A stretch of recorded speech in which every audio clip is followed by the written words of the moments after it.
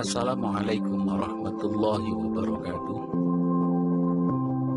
Alhamdulillah, puji syukur yang tak terhingga atas segala apa yang diberikan Allah kepada kita, mulai dari yang terkecil sampai yang paling besar, dari yang tak tertangkap panca indera sampai yang hanya cukup dirasa. Sholawat salam semoga tercurah kepada junjungan kita Nabi Muhammad SAW, yang menjadi panutan umat manusia dan yang akan memberi syafaat kepada kita. Sahabatku yang dirahmati Allah, salah satu nikmat Allah yang besar dan dapat kita rasakan bersama saat ini, tentunya pada diri kita, adalah nikmat kesehatan. Kenikmatan yang diberikan Allah kepada kita sedemikian besar. Namun, kita harus jujur bahwa sangat susah sekali untuk benar-benar bisa bersyukur kepada Allah atas apa yang diberikan kepada kita. Umumnya, seringkali kita kurang bisa dan dapat merasakan bahwa kenikmatan itu amatlah sangat besar. Walaupun tampaknya itu hal yang terlihat kecil. Dan pada satu ketika kita benar-benar bisa merasakan kesemua itu adalah sebuah nikmat, bila mana kenikmatan tersebut sudah dicabut atau dikurangi oleh sang pemberi nikmat. Detik ini pun kita bisa membayangkan bila kita baru dapat merasakan sebuah kenikmatan berupa kesehatan. Ketika hari ini, bahkan detik ini, kita sedang mengalami suasana yang tidak sehat. Semisal hidung kita tersumbat oleh sebab influenza. Dan saat keadaan sudah demikian, barulah kita menyadari bahwa kita pun bisa merasakan ketika nikmat itu dikurangi oleh Allah. Sahabatku yang dirahmati Allah, di luar sana masih banyak saudara-saudara kita, keluarga kita, atau bahkan diri kita sedang mengalami kegelisahan yang luar biasa, bahkan merasakan rasa sakit yang tak kunjung sembuh. Rasanya tidak kurang-kurang kita mengusahakan kesembuhan atas penyakit yang kita derita. Telah banyak biaya yang kita keluarkan, banyak waktu yang telah tersita untuk berobat. Bahkan tenaga badan serta pikiran terasa sangat lelah. Seolah harapan hanyalah tinggal sebuah harapan. Sahabatku yang dirahmati Allah, atas rasa keprihatinan yang demikian itu, saya mencoba berbagi sebuah pengalaman nyata, kisah nyata dari seorang yang telah merasa lelah, merasa jenuh, bahkan seolah putus asa. Bukan hanya terhitung hari, bahkan ini pun sudah dirasa lebih dari 3 tahun. Penyakit yang diderita tidak kunjung sembuh. Adapun nama dari si penderita adalah Jumali, atau lebih akrab dikenal dengan Mbah Jumali. Penyakit yang diderita Mbah Jumali divonis dokter mengalami urat kecepit pada lehernya. Ini pun berawal dari cerita bahwa ia waktu itu pernah kejatuhan sebutir kelapa dari atas pohonnya. Setelah itu ia mengalami yang namanya urat kecepit, sehingga pada leher akan terasa sangat sakit jika dipakai untuk menoleh ke kiri ataupun ke kanan. Menurut pengakuannya, ia sudah berobat ke rumah sakit, dokter spesialis, kemudian berobat dengan cara pijat, dengan cara urut dan pengobatan alternatif lainnya.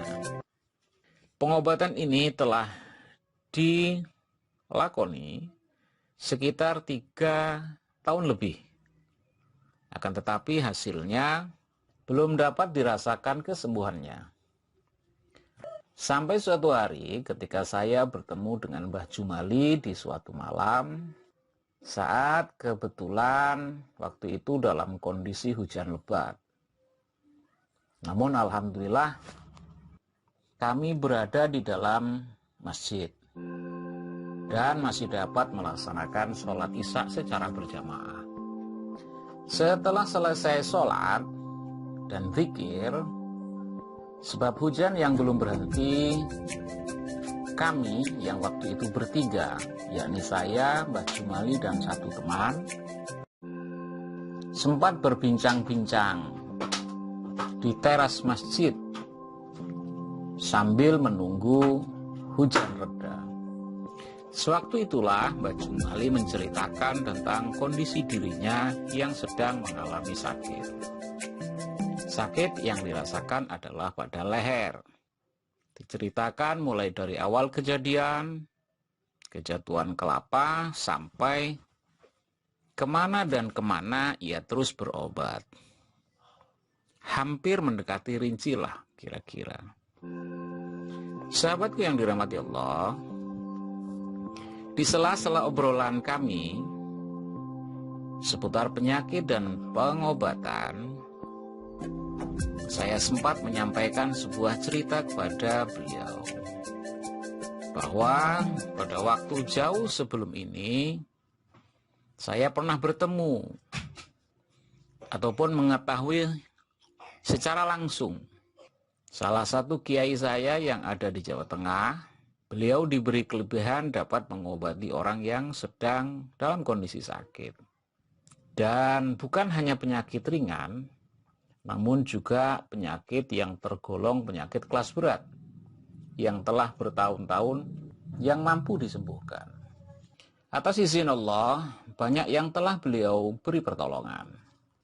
Singkat cerita, saya sampaikan kepada Mbah Jumali bahwa salah satu cara sang kiai saya mengobati adalah dengan memberi arahan pasien agar membaca basmalah sepanjang waktu. Dan kapan basmalah itu dibaca, waktunya adalah sesempatnya. Kemudian ditambah dengan melakukan mandi taubat. Bertaubat akan dosa yang telah dilakoni. Di samping itu diiringi doa dengan cara masing-masing agar disembuhkan dari sakit. Dan menyerahkan persoalan penyakit kepada Allah, tentu dengan obatnya. Dan yang menjadi catatan bahwa hanya segitunya saya menyampaikan dari apa yang pernah saya ketahui. Dan mengingat waktu itu hujan sudah reda, maka kami bertiga pun beranjak pergi. Sahabatku yang dirahmati Allah, entah berapa hari, berapa minggu, dan berapa bulan, akhirnya saya kembali bertemu dengan Mbah Jumali sewaktu sholat subuh. Dan kebetulan pertemuan kami juga di masjid yang sama. Selesai sholat dan zikir, saya pun beranjak hendak pulang. Namun waktu itu terhenti karena mendengar suara Mbah Jumali yang menghentikan saya. Serta-merta waktu itu di hadapan saya dan beberapa orang yang di sekitar saya, Mbah Jumali menyalami saya dan menyatakan terima kasih yang tak terukur, atau mungkin bisa dikatakan berlebih. Saya pun menjadi bingung. Ada apa gerangan?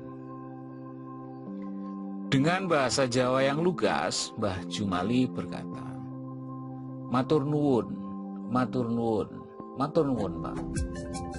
Alhamdulillah, sakit kula sampun mantun. Kula pun saged tengak-tengok." Jika diterjemahkan dalam bahasa Indonesia, terima kasih, terima kasih, terima kasih Pak. Alhamdulillah saya sudah sembuh dari sakit. Dan saya sudah bisa melakukan dan saya sudah bisa tengok-tengok. Melihat situasi yang demikian, saya pun menyahut, Alhamdulillah. Waktu itu dengan tegas Mbah Jum juga menyatakan bahwa saya dapat sembuh sedemikian, ini adalah dengan cara yang pernah sampean katakan. Kemudian setelah itu saya lakoni, membaca bismillah dan mandi taubat. Saya pun hanya mendengarkan dan berkata, benar Mbah, bukan saya yang menyembuhkan sampean. Tetapi waktu itu saya kan cuma cerita. Dan saya cuma bisa geleng-geleng kepala melihat kejadian ini. Sahabatku yang dirahmati Allah, yang perlu diketahui pula dan menjadi catatan bahwa Jumali juga pernah menyatakan hal semisal tentang kesembuhannya sama persis di waktu yang lain, yakni pada saat kami sedang melakukan ngaji bareng, ngaji kitab bareng. Dan waktu itu juga banyak disaksikan oleh jamaah yang lain. Semoga kisah nyata ini bisa memberikan inspirasi, memberikan pencerahan kepada saudara-saudara kita yang masih sedang dalam kondisi sakit ataupun keluarganya mengalami satu sakit dan mungkin sudah bertahun-tahun. Sekian, semoga bermanfaat. Wassalamualaikum warahmatullahi wabarakatuh.